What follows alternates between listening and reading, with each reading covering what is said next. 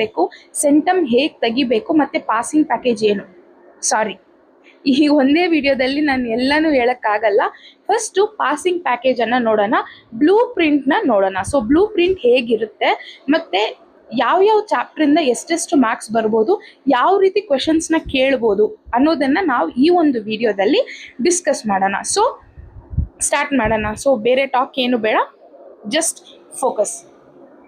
So first exception ಹ್ಯಾಂಡ್ಲಿಂಗಲ್ಲಿ ನೋಡೋದಾದರೆ ಒಂದು MCQs ಬರುತ್ತೆ, ಒಂದು ಫಿಲ್ ಇನ್ ದ ಬ್ಲಾಂಕ್ ಸಿಗುತ್ತೆ, ಮತ್ತು 3 ಮಾರ್ಕ್ಸ್ ಒಂದನ್ನು ಕೇಳ್ತಾರೆ.